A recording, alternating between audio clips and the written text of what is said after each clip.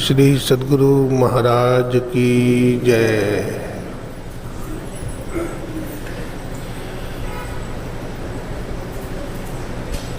सत्संग में बाधा आती है। जब भी कोई अच्छा काम करेंगे तो बहुत तरह की बाधा है।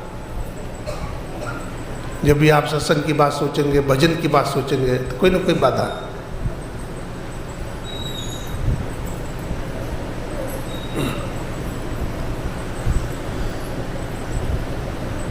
तो मैं कह रहा था कि इस सत्संग का आयोजन जो हमारे स्वर्गीय मधुसूदन बाबू की पुण्य स्मृति में किया जा रहा है, उनको कितना अच्छा लगता होगा। वो सूक्ष्म रूप से विद्यमान तो हो गए, आत्मा विद्यमान रहती, उनको कितना अच्छा लग रहा होगा कि हमारा बेटा बहुत अच्छा काम किया।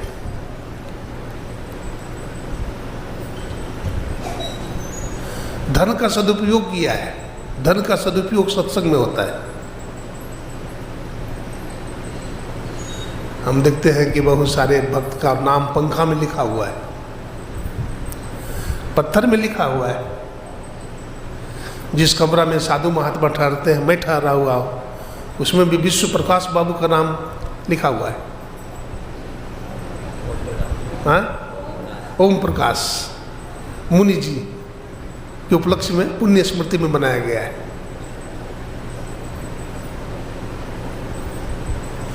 अगर परमात्मा ने आपको दिया है तो अच्छा काम में भी लगाना चाहिए। आपका पैसा का सदुपयोग होगा। पैसा का लोग दुरुपयोग करते हैं, शराब पीते हैं। आप महाभारत पढ़िए, कुसंग किया ना, शराब पिया तो शराब पिएगा तो जुआ भी खेलेगा, और आचरण से भी भ्रष्ट होंगे, तो फिर क्या दुर्गति हुई। खून की धारा बही, युद्ध, राज्य के लिए युद्ध हुआ।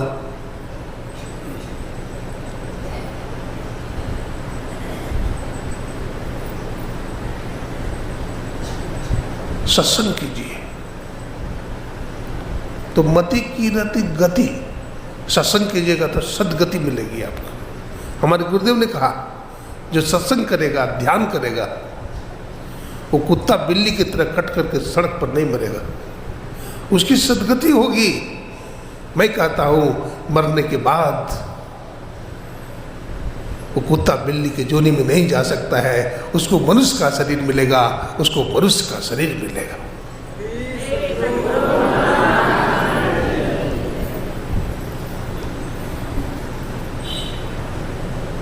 भक्ति बहुत वजनशील है, भारी। अब भक्ति के वजन को संभालने के लिए मनुष्य का शरीर चाहिए। बड़े भाग मानुष तन पावा, बड़े भाग पाई सत्संगा। बड़े भाग्य से मनुष्य का शरीर मिलता है, और बड़े भाग्य से सत्संग भी मिलता है। मिलता है ना? लेकिन मनुष्य का शरीर तो बहुतों को मिला हुआ है, लेकिन मनुष्य का शरीर पाकर के भी घर में बैठे हुए सत्संग में नहीं आए, तो मानव शरीर का लाभ हुआ उनको। ताश खेल रहे हैं, जुआ खेल रहे हैं, दारू पी रहे हैं, अनाप शनाप कर्म कर रहे हैं, तो लाभ मिला। सत्संग में आइएगा तो लाभ मिलेगा। आप धनवान बन करके रहना चाहते हैं कि गरीब बन करके रहना चाहते हैं? बोलिए। धनवान तो आपको धन भी मिलेगा, सत्संग कीजिएगा तो धन दौलत मिलेगा आपको, आप धनवान हो जाइएगा। हमारे गुरु महाराज सत्संग करते थे, देखिए मैं बहुत सरल भाषा में बोल रहा हूँ, ये सब कोई समझ जाए। हमारे गुरु महाराज सत्संग करते थे।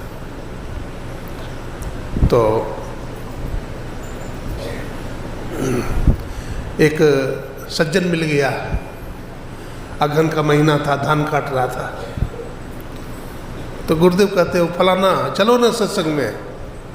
तो गुरुदेव हम तो धान काट रहे हैं। तो कहा चलो आज सत्संग में। तो गुरुदेव फुर्सत नहीं है। गुरुदेव फिर बोले कि सत्संग करना चाहिए। तो चला गया। तो सत्संग सुना तो बहुत अच्छा लगा उसको, बहुत शांति मिली। उस रात में बढ़िया नींद आई, बढ़िया भूख लगी और सुबह आँख खुल गई, मन को बड़ा अच्छा लगा। देखिए सत्संग एक अच्छा खुराक है। सत्संग से बढ़िया खुराक कुछ नहीं है। जैसे हमारे मुंह को बढ़िया भोजन चाहिए, जीभ को नहीं, तो कान का सबसे बढ़िया भोजन क्या है? कान का सबसे बढ़िया भोजन क्या है? सत्संग। कान के लिए सबसे बढ़िया भोजन है सत्संग। सत्संग कीजिए। तो सत्संग करने लगा, अच्छा उसको ज्ञान मिला और उसी दिन से मांस मछली खाना छोड़ दिया, संकल्प ले लिया। 6 महीना के बाद फिर गुरु महाराज के पास जाकर दीक्षा ले लिया, पति पत्नी। फिर बेटा बहू पर भी असर हुआ। अगर आप पति पत्नी चाहते हैं कि हमारा घर में सुधार हो, हमारा घर नरक हो गया है, आप घर को स्वर्ग बनाना चाहते हैं, तो सबसे पहले जो बड़े लोग हैं, माता पिता, उनको मांस मछली छोड़ देना चाहिए। मांस मछली छोड़ दिया, इसका असर बहू पर पड़ा, बेटा पर पड़ा, पोता पर पड़ा, पोती पर पड़ा।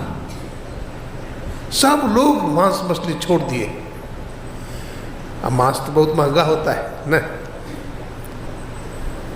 और दूध तो बहुत सस्ता है। अब जहाँ रोज मांस मछली बनता था वो सब पैसा बचने लगा, दूध दही खाने लगे, शरीर में जो बीमारियां थी वो भी खत्म होने लगी, शरीर में बल बढ़ गया, तेज बढ़ गया, बुद्धि विचार बढ़ गया। आने से सब कुछ होता है। फल खाएंगे, दूध पिएंगे, उसका असर देखिए, मांस खाएंगे, उसका असर देखिए आप, पैसा बचने लगा। बतलाते हैं सब सत्संगी हो गए।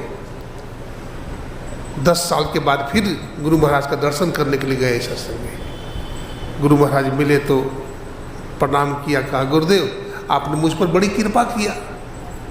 बोला क्या कृपा किया? बोला आप मुझे सत्संग में ले गए और सत्संग में जाने का परिणाम ये हुआ कि हम दोनों पति पत्नी सत्संगी बन गए। उसका परिणाम ये हुआ कि हमारा चारों बेटा चारों बहुएं सत्संगी बन गई, हमारा घर में पोता पोती नाती नतनी भी सत्संगी बन गए, हमारा खानदान सत्संगी बन गया और हमारा समाज भी सत्संगी बन गया। गुरुदेव आपकी कृपा से, हमें तो पहले कोई जमीन नहीं थी, मैं बंधुआ मजदूर था, लेकिन आपके आशीर्वाद से मैं आज धनवान हो गया हूँ। मैं आज 50 बीघा जमीन अपना खरीद लिया हूँ। देखो सत्संग, सत्संग कीजिए तो सुन रहे थे मति की रति गति भूति भलाई, आपकी भलाई भी होगी, ईश्वर की कृपा होगी। जहाँ पर कृपा राम की होई ता पर कृपा करे सब कोई। जिस पर राम की कृपा होगी, गुरु की कृपा होगी, उस पर सब लोग कृपा करेंगे। जिस पर गुरु की कृपा नहीं होगी, राम की कृपा नहीं होगी, उस पर कौन कृपा करेगा? कोई कृपा नहीं कर सकता।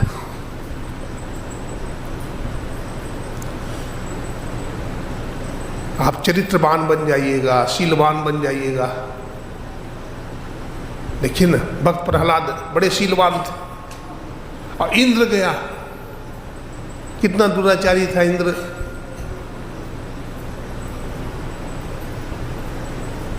माता हिल्या का शील नष्ट कर दिया। अंत में गया अपने वेश बदल करके सेवा करने के लिए। किनका? प्रहलाद जी बड़े शीलवान थे, चरित्रवान थे, लेकिन फिर पकड़े गए तो बताया मैं तो इंद्र हूँ, मैं आपकी सेवा करने के लिए आया, अपना चरित्र मुझको दे दीजिए। अपना शील दे दीजिए। शीलवान बड़ा विभूतिवान होता है। ऐसे महात्मा का दर्शन हो जाए आपको तो कोटि तीर्थ का फल मिलता है।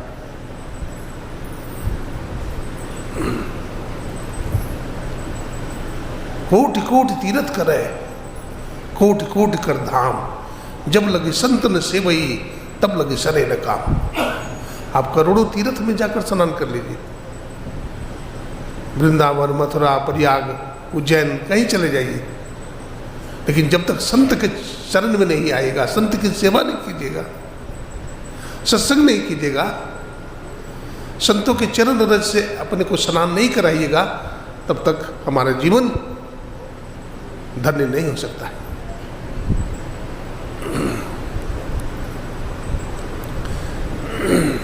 तो इस सत्संग से बड़ा लाभ होता है। एक गंगा भक्त था, ठीक है, गंगा भक्त का नियम था, हर दिन गंगा जी में स्नान करता था, बिना गंगा जी स्नान किए हुए कुछ खाता पीता नहीं था। तो गंगा जी स्नान करने के लिए जा रहा था तो देखा कि एक जगह बड़ी भीड़ लगी हुई है, बहुत लोग बैठे हुए हैं, जैसे यहाँ पर बैठे हुए हैं, सत्संग चल रहा था, एक महात्मा जी प्रवचन सुना रहे थे, तो ये भी चला गया, प्रसाद बट रहा था तो ये भी ले लिया और लेके खा लिया। तो महात्मा जी से पूछा जब भीड़ खत्म हो गई कि बाबा गंगा जी किधर है, तो बाबा जी ने कहा भाई गंगा जी हमको मालूम नहीं है किधर है। तो सोचा कि इसका मतलब भी महात्मा जी गंगा जी नहीं नहाते, मैं इनका प्रसाद भी खा लिया, आज तो हमारा व्रत जो है नष्ट हो गया, अनुष्ठान नष्ट हो गया हमारा। तो बहुत पश्चाताप हुआ, पछताते पछताते किसी तरह से गंगा जी जा रहा है पूछते पूछते।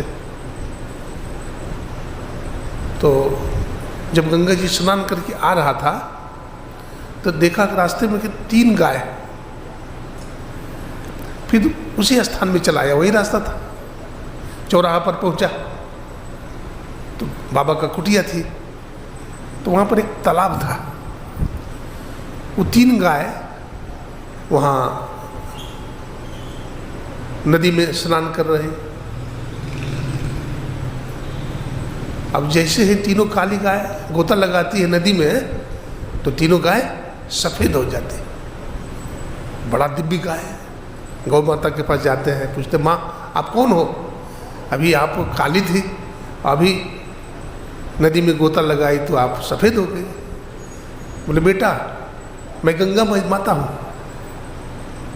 बोला माँ गंगा, बोला हाँ, तो तुम यहाँ, बोला हाँ बेटा, संत के चरण रज में हम स्नान करती हूँ, इसलिए मैं पवित्र हूँ, मेरा नाम गंगा भागीरथी है, मैं दुनिया को पवित्र करती हूँ क्योंकि संतों के चरण में मैं गोता लगाती हूँ। कहा माँ धन्य है।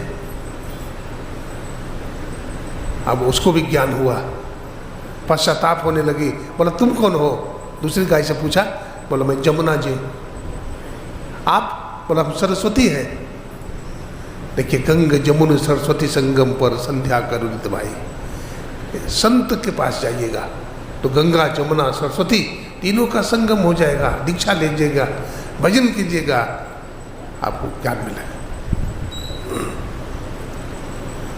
संध्या कर नित भाई, संध्या करें। तो सत्संग से हमें बहुत लाभ होता है ना, सत्संग से बहुत लाभ होता है। समय बताइएगा कितना, देखिए 4:30 4:45 तक विभीषण बाबू बोले हैं। श्री सद्गुरु राज की जय। सुनिए थोड़ा और। देखिए मानव का शरीर हमें किस लिए मिला, स्वर्ग बनाने के लिए, हमारा जीवन स्वर्ग बन जाए। लेकिन हमारा जीवन स्वर्ग बना, मानव जीवन पा करके इसको हम नरक बना रहे हैं।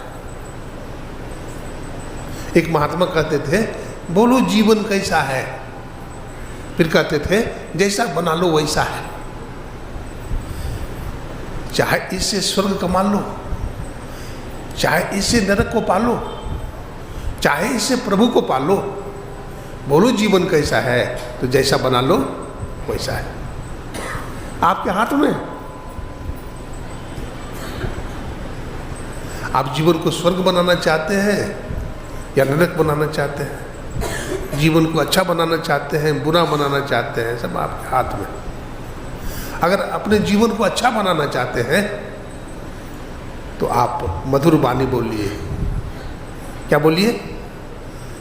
मधुर वाणी बोलिए। द्रौपदी मैया थोड़ी सी कड़वी वाणी बोल गई, अंधा का बेटा अंधा, तो महाभारत का युद्ध हो गया ना, खून की धारा बह गई। ठीक है, बोल गई।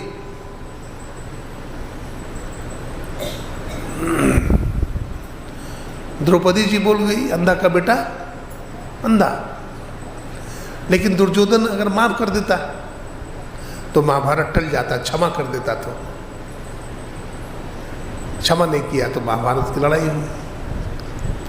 हमारे घर में भी आज वही बात है। पति को गुस्सा है, पति को बीपी है हो जाता है, तो धर्मपत्नी को सवाल का जवाब देना चाहिए? नहीं देना चाहिए, लेकिन जवाब देते हैं। ईंट का जवाब पत्थर से देते हैं, कहते हैं हम कम है क्या? हाँ,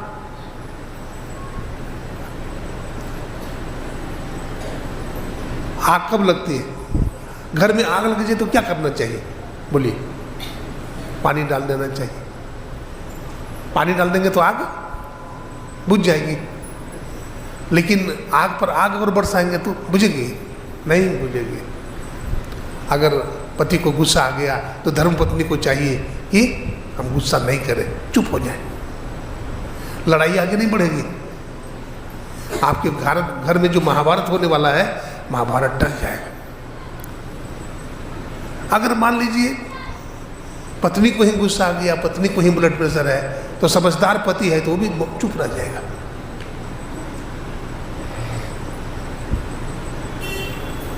लड़ाई से बच गए आप।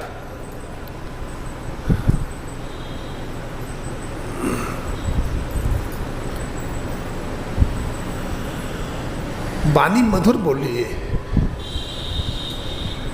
सेवा कीजिए। आज सेवा नहीं है, आज पति की सेवा नहीं करते।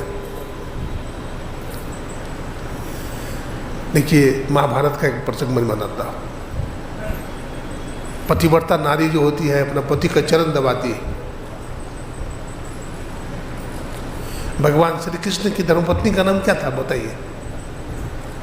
रुक्मिणी। रुक्मिणी जी चरण दबाती थी भगवान का। पतिव्रता माताएं अपने पति का सेवा करती।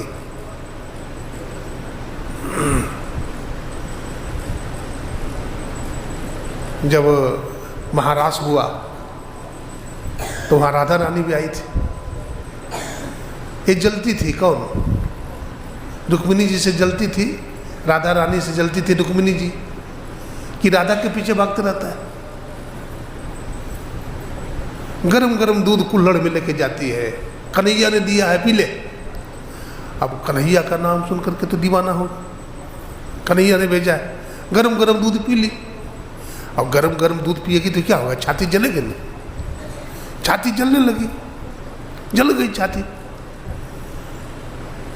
भगवान कृष्ण महाराज के बाद अपने घर जाते हैं। रुक्मिणी जी चरण दबाती है तो देखती है कि तलवा का चमड़ी उधड़ा हुआ है। चौंक जाती है, हमारा पति का चरण किसने जलाया? कहते देवी तूने जलाई। बोला मैं कब जलाई? बोले तुम्हें मालूम नहीं था? राधा को गरम गरम दूध किसने पिलाया? बोला मैंने। बोले तुम्हें मालूम नहीं था?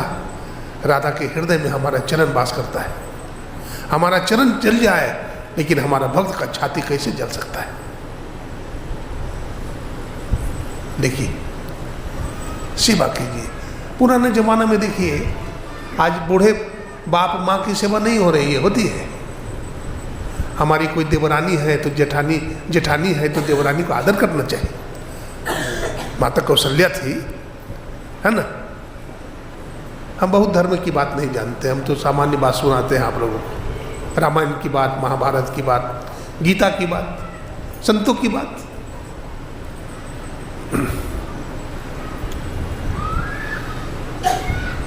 मैं क्या सुना रहा था?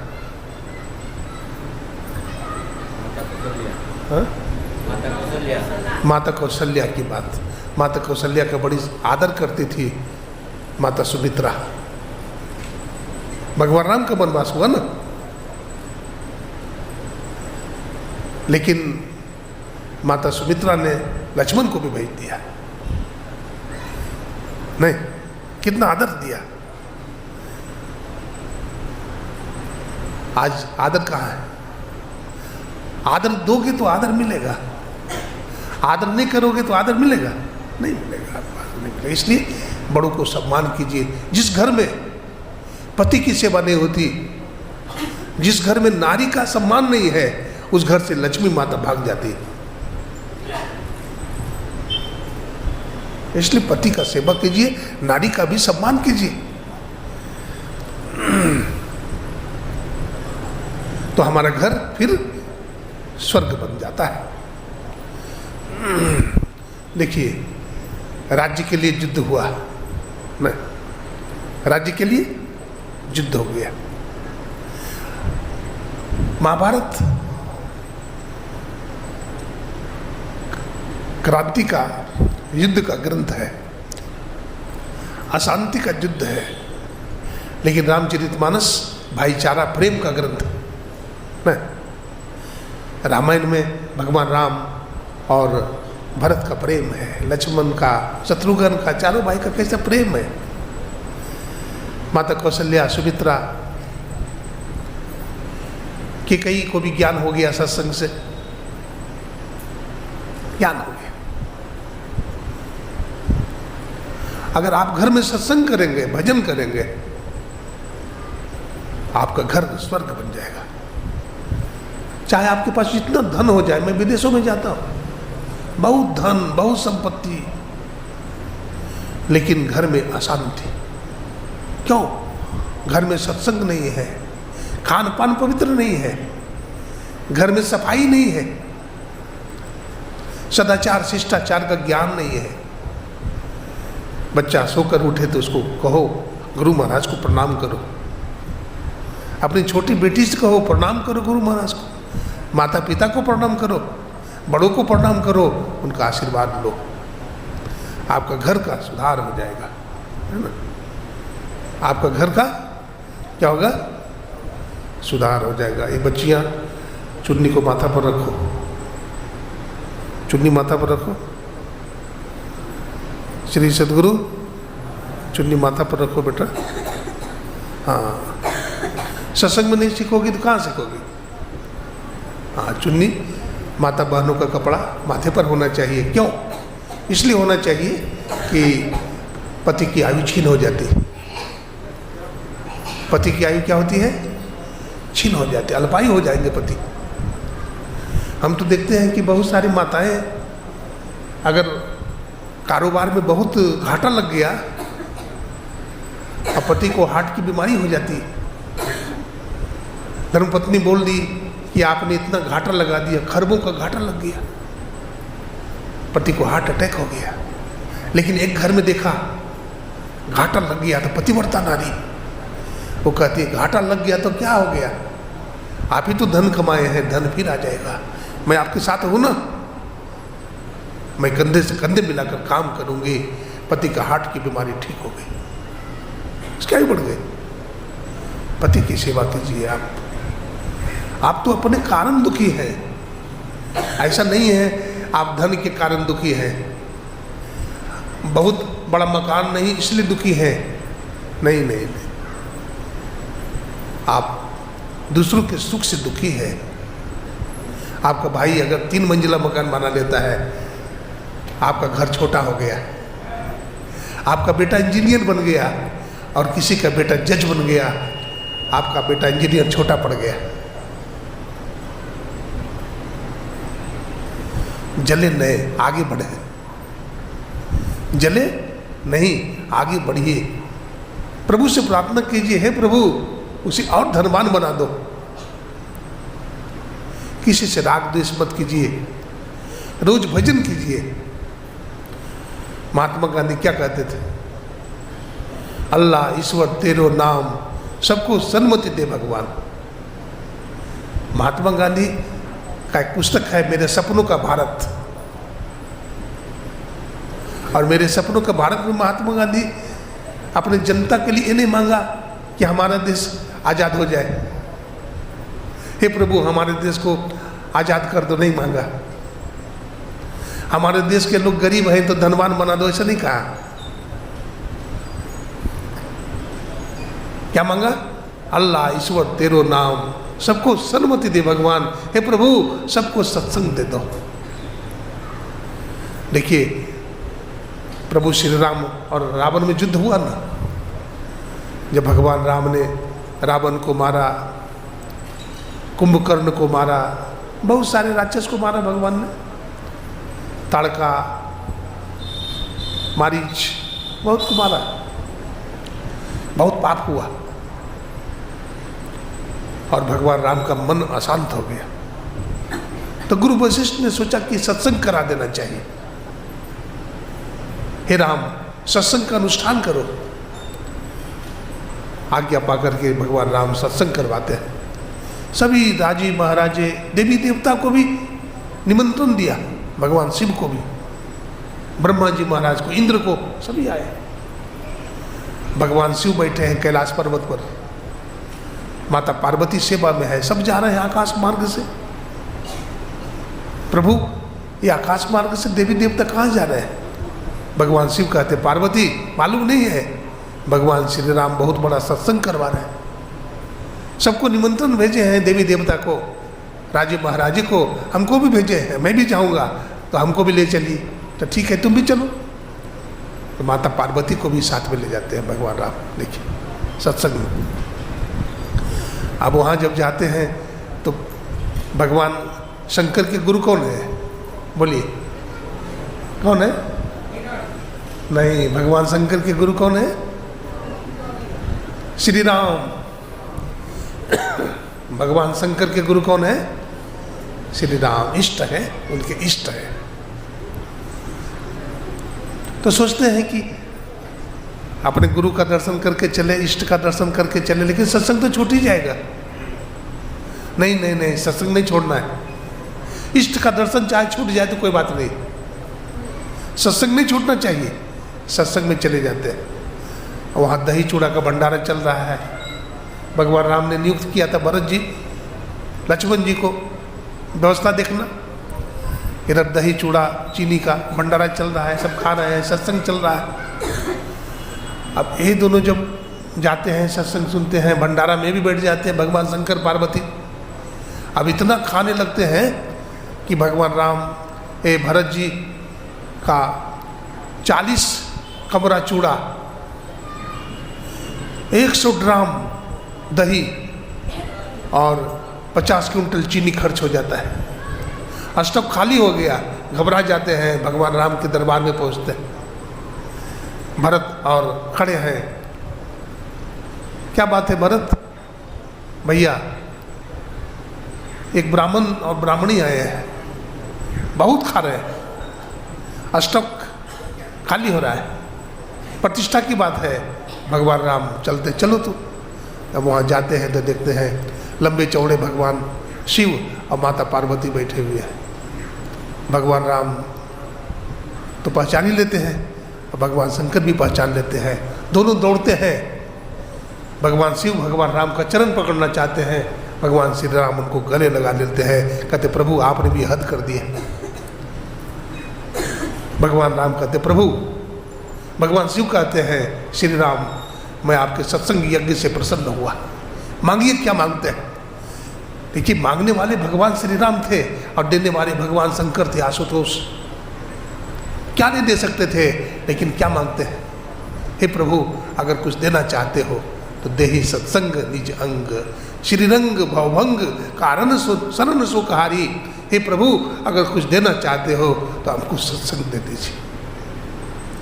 धन दौलत नहीं मांगा, क्या मांगा? सत्संग मांगा। हम भी अपने जीवन में सत्संग ही मांगे। जिसको सत्संग मिल गया उसको जीवन में, जिसको जीवन में मिला सत्संग है, उसको हर घड़ी आनंद ही आनंद है। जिसका जीवन सच्चाई में ढल गया उसके पापों का पर्वत भी गल गया। जिसके हृदय में राम नाम बंद है उसको हर घड़ी आनंद ही आनंद है। तो हमें सत्संग करना चाहिए। आज का सत्संग हमारे आदरणीय श्री स्वर्गीय मधुसूदन बाबू की पुण्य स्मृति में किया गया है। हम गुरु महाराज से प्रार्थना करते हैं कि वो जहाँ भी हैं गुरु महाराज उनकी अंतरात्मा को शांति दे, सुख दे।